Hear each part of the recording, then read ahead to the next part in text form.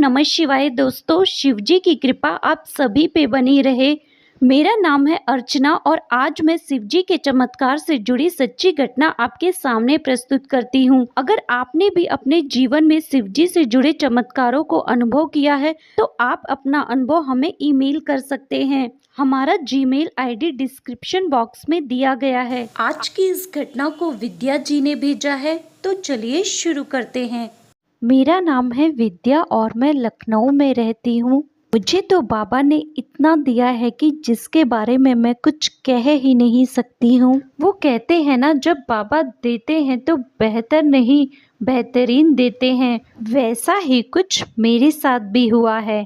शादी के बाद तो कुछ साल हमने अच्छे से गुजारे, पर मेरे देवर की शादी के बाद तो मेरे सास ससुर के तेवर ही बदल गए। जिस दुकान में मेरे पति ने साड़ी और कपड़ों की दुकान खोल रखी थी, वह दुकान भी उन्होंने मेरे देवर को दे दी और गुस्से में मेरे पति ने भी लड़ाई करके घर छोड़ दिया। अब हम एक किराए के घर में आकर रहने लगे और मेरे पति के पास भी कमाई का कोई जरिया नहीं था।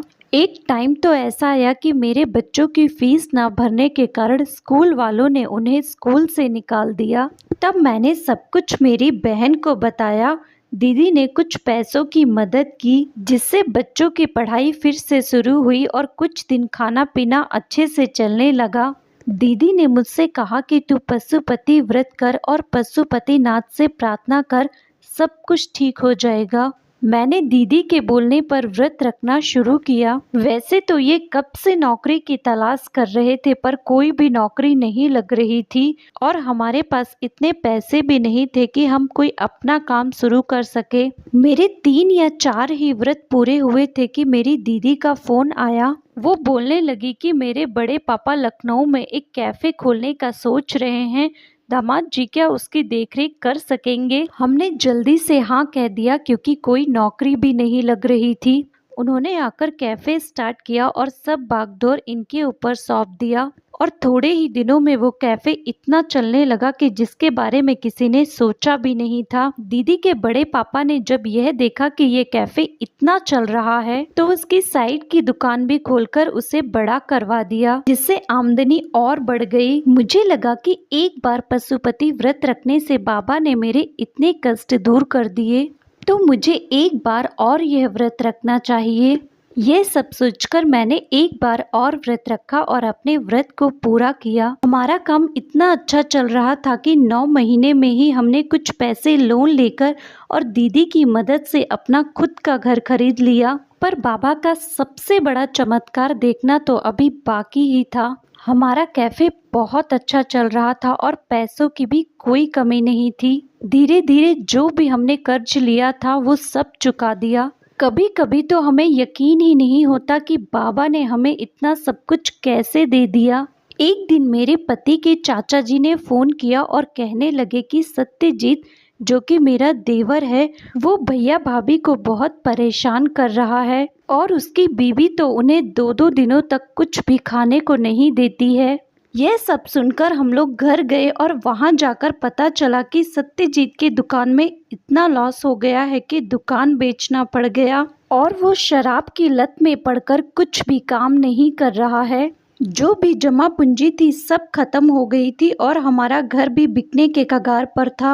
मुझे लगा कि देखो, बाबा ऐसे लोगों को जरूर सबक सिखाते हैं जो दूसरे लोगों के साथ अन्याय करते हैं। पहले तो हम लोग ये सब सुनकर घर आ गए, लेकिन घर आकर हम दोनों ने ये डिसाइड किया कि मम्मी पापा को घर ला लेंगे। फिर अगले दिन मेरे पति मेरे सास ससुर को हमारे घर पे ले आए।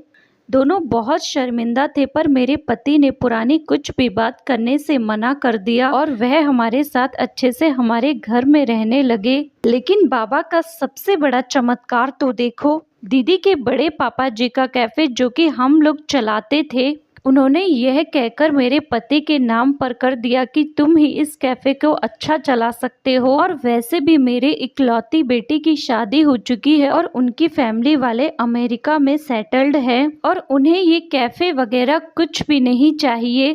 इसलिए मुझे ऐसा लगता है कि इस कैफे को तुमसे अच्छा कोई भी नहीं चला सकता है।